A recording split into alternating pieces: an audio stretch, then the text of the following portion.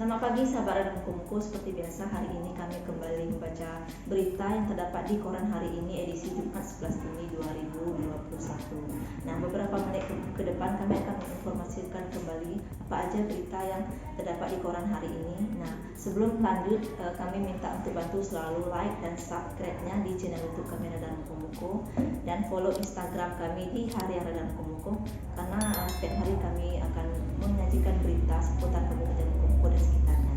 Nah, kita lanjut aja berita yang ada di koran hari ini, yaitu siang ini Sekda dan 58 pejabat dikumpulkan. Seperti diinformasikan sebelumnya, siang nanti sebanyak 58 orang pejabat akan dikumpulkan kembali oleh Bupati Mukomuko. Rinciannya sebanyak 4 orang eselon 2 termasuk Sekda, 24 orang eselon 3 dan 34 eselon 4. Sebagian besar termasuk 4 eselon 2 adalah pengukuhan kembali pejabat di sekretariat daerah karena perubahan nomenklatur. Pejabat yang sama dilantik ulang, sedangkan sebagian lagi pelantikan mutasi untuk pengisian kursi jabatan kosong, di mana pejabat yang sekarang sebagai pelaksana tugas atau PLT mendapat promosi dengan didefinitifkan. Adapun di antara pejabat yang mendapat promosi mengisi jabatan kosong diantaranya Direktur Rumah Sakit Mukomuko Dr. Safriadi SPPD, kemudian Kabak Humas Nofria Eka Putra SSTP, Sekretaris DPM PPTK Juni Kurniadiana yang sebelumnya Sekretaris BPBD, dan Madri SKM MAP, Sekretaris DP PKB dan PP. Kemudian 3 orang camat yaitu Penari, Tramajaya dan Sungai Rumbai.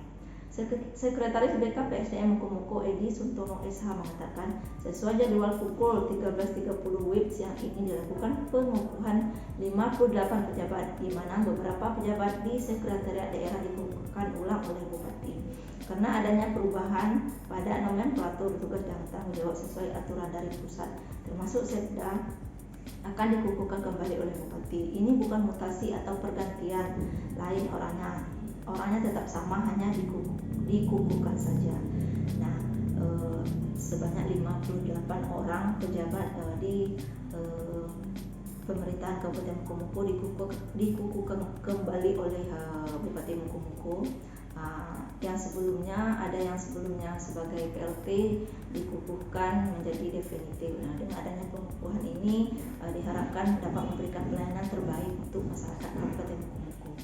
Kita lanjut ke berita berikutnya, itu siapkan PAW Nasdem minta Tabrani urus syarat.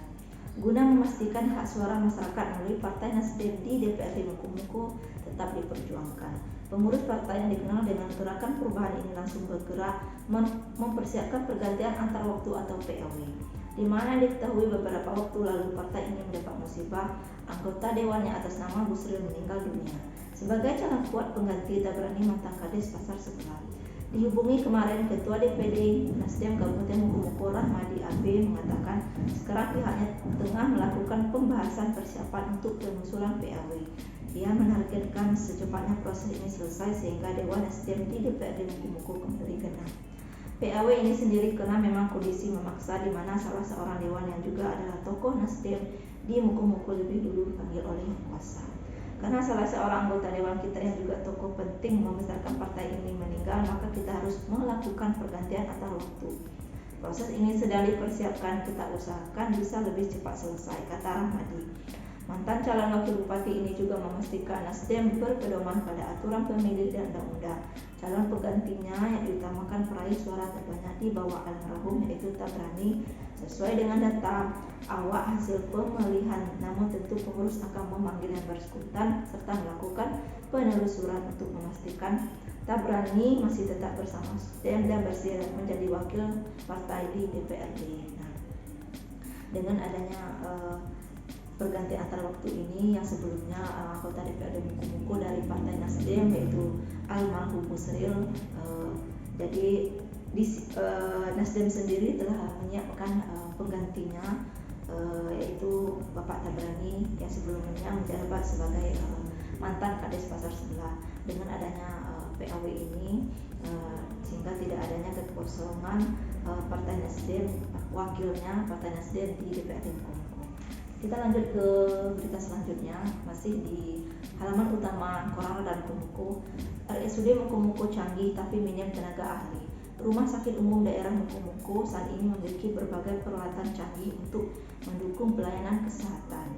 Salah satu yang terbaru alat dari pemindai atau CT scan yang diusulkan paling canggih dibandingkan dengan yang dimiliki rumah sakit pemerintah lain di Provinsi Bengkulu. Tidak tanggung-tanggung, satu set CT scan ini dibeli dengan harga 11 miliar lebih. Namun sayang peralatan ini belum bisa digunakan karena RSUD Mukomuko belum memiliki tenaga ahli untuk mengoperasikannya dan untuk membaca hasil dari pemindaian. Adapun di antara fungsi dari CT scan yaitu untuk memperoleh diagnosis otot, tulang, dan sendi, kemudian menentukan lokasi dan ukuran tumor pada tubuh bagian dalam, menentukan lokasi infeksi dan pembekuan daerah. Selain itu dapat memandu prosedur medis seperti operasi atau terapi radiasi. Juga berguna untuk memantau perkembangan kondisi penyakit tertentu seperti kanker dan jantung serta menentukan titik cedera atau pendarahan internal. Nah, dengan adanya alat CT scan ini dapat membantu pelayanan, khususnya pelayanan di Rumah Sakit Umum Daerah Mukomuko, tetapi saat ini masih kekurangan SDM yang dapat mengoperasikan alat ini. Yang mudah-mudahan adanya kedepannya ada SDM yang unggul yang dapat mengoperasikan CT scan ini sehingga dapat memberikan pelayanan terbaik untuk masyarakat Kabupaten Mukomuko. Demikianlah sahabat Ada Mukomuko berita kita hari ini di edisi Jumat 11 Juni 2021. Terus saksikan kami setiap hari di program kami Sapa Pagi, dan jangan lupa untuk selalu like dan subscribe-nya di channel YouTube kami. Sekian dari kami, selamat pagi dan sampai jumpa.